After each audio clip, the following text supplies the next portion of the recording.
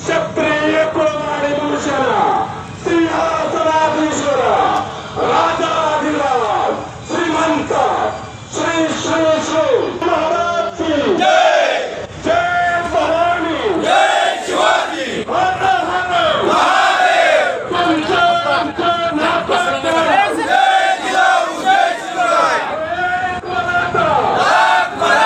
संभाजी महाराज की तुमचा आमचा नातं काय? जय जिजाऊ जय शिवराय। रक्तात भिडलंय काय? जय जिजाऊ जय शिवराय। आरक्षण आमच्या हक्काचं नाही कुणाच्या बापाचं। आरक्षण जोपर्यंत मिळत नाही तोपर्यंत नाही कुणाच्या बापाचं। नाही कुणाच्या बापाचं। छत्रपती शिवाजी महाराज की जय।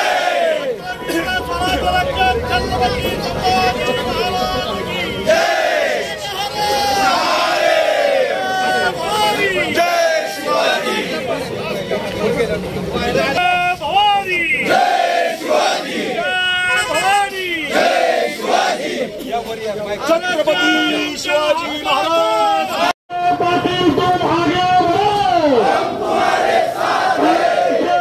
आमच्या हक्काचं जय भवानी। उपस्थित सर्व उपोषणाच्या नियोजनाप्रमाणे कुंभे गावातील सकल मराठा समाजातील सर्व उपोषणकर्ते इथे उपस्थित झालेले आहेत। पहिल्यांदा आपल्या सर्वांचं दैवत छत्रपती शिवाजी महाराजांच्या प्रतिमेला पुष्पहार समर्पित केला जाईल आणि नंतर आपण तिथे छोटेखानी जरांगे पाटलांच्या समर्पणार्थ त्यांना पाठिंबा दर्शवण्यासाठी छोटेखानी मिटिंग करणार आहोत आणि यानंतर आज कुमठे गावातील उपोषणकर्ते साखळी उपोषणासाठी बसणार आहेत। आपल्या सगळ्यांना माहिती आहे मराठा आरक्षणाचा हवाला आणि मराठा आरक्षणाचा हे उपोषण अतिशय संवेदनशील झालेलं आहे। तुमच्या आमच्या सगळ्यांच्या जिव्हाळ्याचा प्रश्न आहे। आता या आरक्षणासाठी आपल्या समाजाला आरक्षण मिळवून देण्यासाठी आपल्या सगळ्यांचा राजा मनोज जरांगे पाटील त्यांनी सरकारला 30 ऐवजी 40 दिवसाची डेडलाईन दिली होती, परंतु त्या सरकारनं उत्तम आणि अहंकारी सरकारनं आमच्या मराठ्यांना आरक्षण देण्याच्या विषयी कुठलाही तोडगा काढलेला नाही। आता ही लढाई अंतिम टप्प्यातली आहे। अभी नाही तो कभी नाही हा अधिकार प्राप्त करून घेण्यासाठी महाराष्ट्रातील सकल मराठा समाज बांधव एकत्रित आलेलो आहोत। त्यांना ओबीसी आणि सर्व समाजातील लोकांनी जाहीर पाठिंबा दिलेला आहे। या उत्तम आणि अहंकारी आणि प्रस्थापित सरकारला नमवण्यासाठी तथागत गौतम बुद्धांपासून छत्रपती शिवाजी महाराजांपासून वारकरी संप्रदाय विचाराचे नामदेवांच्या पासून संत गाडगेन बाबांपासून पर्यंत आम्हाला सर्व महामानवांना या सगळ्या चांगल्या पद्धतीची प्रेरणा आणि ऊर्जा दिलेली आहे। या समाजाच्या विरोधात लढावं कसं याचा मोर्चा जगद्गुरु तुकोबरायांनी पहिल्यांदा काढलेला होता। तो मोर्चा असा होता, वेळा वेळाने पंढरी मोर्चे लावा भीमातिरी। आपला न्याय आणि आपला हक्क आपला अधिकार प्राप्त करून घेण्यासाठी जगद्गुरु तुकोबरायांनी त्यावेळेला उत्तम आणि अहंकारी आणि प्रस्थापितांच्या छतारावर बसून अधिकार प्राप्त करून घेतलेला होता। त्या तुकोबरायांचे वारकरी आपण आहोत, छत्रपती शिवाजी महाराजांच्या विचाराचे धारकरी आपण आहोत। आम्ही तक्रार धारकरी नाही, आम्ही सर्व सकल मराठा समाजातील सगळे बांधव आम्ही एकत्रित येऊन जरांगे पाटलांना पाठिंबा देण्यासाठी आणि अगदी निष्ठेने एकत्रित आलेलो आहोत। सरकारला आता आपण एकच इशारा द्यायचा आहे की आता जर तुम्ही नमला नाही, आमच्या मागण्या मान्य केल्या नाहीत तर सकल मराठा एक झाल्यानंतर कशा पद्धतीचा उठाव होतो ह्या महाराष्ट्राला या जगाला आपल्याला दाखवण्याची वेळ आलेली आहे। आणि त्यातलाच एक भाग आपल्या कोरेगाव तालुक्यातील सकल मराठा समन्वयक समाजाने इथं साखळी उपोषणाची गेल्या अनेक दिवसापासून संख्या सुरू केलेली आहे। नियोजनाप्रमाणे तालुक्यातील प्रत्येक गाव या उपोषणाला आळीपाळीनं समाविष्ट होणार आहेत, त्यांनी सहभाग नोंदवायचा आहे।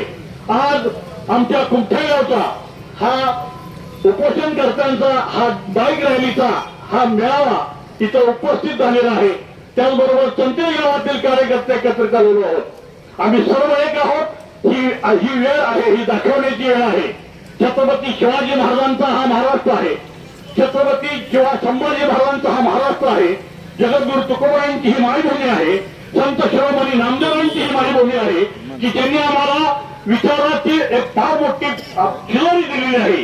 त्या शिजोरीच्या बळावर आपण एकत्रितपणे लढायचं आहे. की वेळ आलेली आहे. एक लक्षात ठेवा. एक तुम्हाला इथं उदाहरण सांगतो, मुद्दाम घेण्यासारखं उदाहरण आहे. ज्यावेळेला आम्ही रात्री आव्हान करण्यासाठी या बाईक रॅलीमध्ये सहभागी होण्यासाठी कुमठ्यामध्ये फिरत होतो, त्यावेळेला आमच्या कुमठ्या गावातली सगळी घरं उघडी दिसलेली आहेत. याचा अर्थ काय की तुम्हाला एक आंबेडकरांच्या बाबतीत, डॉक्टर बाबासाहेब आंबेडकरांच्या बाबतीत एक उदाहरण सांगतो. अतिशय ज्वलंत आणि अतिशय घेण्यासारखं उदाहरण आहे. त्यावेळेला एक पत्रकार रात्री 2 वाजता दिल्लीच्या जनपथ मार्गावरून फिरत होता. त्यावेळेला त्या जनपथावर सगळ्यांचे ओळीन असे बंगले होते. पंडित जवाहरलाल नेहरूंचा बंगला होता, डॉक्टर राजेंद्र प्रसादांचा बंगला होता, सगळ्या मंडळींचा बंगला होता आणि त्या बंगल्याच्या मधोमध महामानव डॉक्टर बाबासाहेब आंबेडकरांचा बंगला होता की त्यांनी अधिकारासाठी लढण्याची ऊर्जा मला दिली. त्या डॉक्टर बाबासाहेब आंबेडकरांच्या बंगल्यामध्ये मात्र उजेड दिसला. सगळ्यांच्या बंगल्यांची दारं लावलेली होती. सगळ्यांचे बंगले अंधारात होते. त्या पत्रकाराने जाता जाता पाहिलं, सगळे बंगले बंद आहेत, पण डॉक्टर बाबासाहेब आंबेडकरांच्या बंगल्यासमोर तो जाऊन राहिला. त्याला त्या बंगल्याची दारं उघडी दिसली आणि त्या बंगल्यामध्ये लाईट दिसली. आश्चर्यचकित झाला. रात्री 2 वाजले. महामानव डॉक्टर बाबासाहेब आंबेडकरांचा बंगला उघडा आहे, त्यांच्या घरामध्ये उजेड आहे. तेव्हा कुतूहलाने आत गेला तो पत्रकार आणि त्यांनी विचारलं की सगळ्यांचे बंगले बंद आहेत, कुणाच्याही बंगल्यामध्ये लाईट नाही, कुणाच्या कमी बंगला आहे की त्या बंगल्यामध्ये लाईट दिसली आणि त्यामध्ये लोक तुम्ही जागे आहात. त्यावेळेला डॉक्टर बाबासाहेब आंबेडकरांनी एकच उत्तर दिलं मित्रांनो, ते लक्षात ठेवायचे. मी कुमठे गावामध्ये फिरत असताना सगळ्यांची घरं उघडी का दिसली हे का सांगतोय हे तुमच्या लक्षात येईल. त्यावेळेला डॉक्टर बाबासाहेब आंबेडकरांनी सांगितलं, तुम्ही ज्या ज्या बंगल्यामध्ये डोकावलं त्या त्या बंगल्यामध्ये अंधार होता, त्या बंगल्यामध्ये कुणीच नव्हतं. ते बंगले कुणाचे असू द्या, त्या बंगल्यातले सगळे झोपी गेलेले होते, कारण त्यांचा समाज जागा आहे. पण माझा बंगला उघडा काय, माझ्या बंगल्यामध्ये लाईट काय, तर माझा समाज झोपलेला आहे आणि त्याला जागा करण्याचं काम आम्ही करणार आहोत. हे डॉक्टर बाबासाहेब आंबेडकरांचं उत्तर आपल्या उराशी बाळगून आपण सगळ्यांना जागा करायचं काम केलेलं आहे आणि जागा करण्याचं काम आपण करणार आहोत आणि आपण भविष्यात हे केलं पाहिजे. जर आता आपण जागलो नाही तर आपली येणारी पिढी आपल्याला माफ करणार नाही, ती कायमस्वरूपी झोपलेली असेल. म्हणून माझ्या मित्रांनो एक काम करा, आपल्या सगळ्यांचा राजा महाराज जरांगे पाटील गेले अनेक दिवस हा लढतोय. या जरांगे पाटलांच्या समर्थनार्थ आपण एकत्रित आलो पाहिजे आणि त्या आव्हानाला प्रतिसाद देऊन आपण सगळे एकत्रित आलेलो आहोत. मी काय जास्त बोलणार नाही, फक्त एकच आहे, जगद्गुरु तुकोबारायांच्या सर्व वारकरी संतांचे विचाराची प्रेरणा घेऊया, महामानवांना प्रणिपात करूया, महामानवांना अभिवादन देऊया आणि महामानवांच्या मनातला खऱ्या अर्थानं समाज निर्मितीचं स्वप्न उराशी बाळगून आपण चालूया. हे आरक्षण गेल्या अनेक वर्षाचा लढा आहे. हा लढा आपण यशस्वी केल्याशिवाय राहायचंच नाही. कारण एक लक्षात ठेवा, आता नाही तर कधीच नाही. जर आता ही अंतिम टप्प्यातली लढाई आपण जर मागे फिरलो तर आपल्याला येणारी पिढी माफ करणार नाही, माफ करणार नाही, माफ करणार नाही एवढं सांगतो. तुमच्या सगळ्यांच्या चरणावर माझा साष्टांग दंडवत घालतो आणि मी एकच विनम्र विनंती करतो, आवाहन करतो, सगळ्यांनी आपण एकत्रित या. अरे तुम्ही आम्ही एकत्र आल्याशिवाय या उत्तम आणि अहंकारी सरकारला जाग येणार नाही. त्याला जागवण्यासाठी आपण जागलं पाहिजे, त्याला जागा करण्यासाठी आपण जागं केलं पाहिजे. म्हणून उठा, आता तुम्ही सगळे जागे व्हा आणि सरकारच्या हातून आपला हक्काचा अधिकार, आपला हक्काचं आरक्षण प्राप्त करून घेऊया एवढंच मी सांगतो.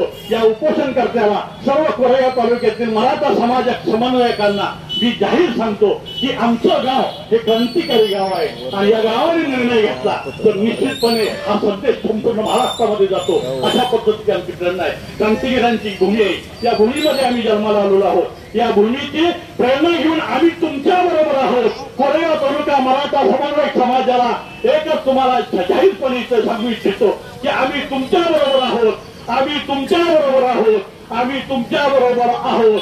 रामकृष्ण हरी, जय महाराष्ट्र.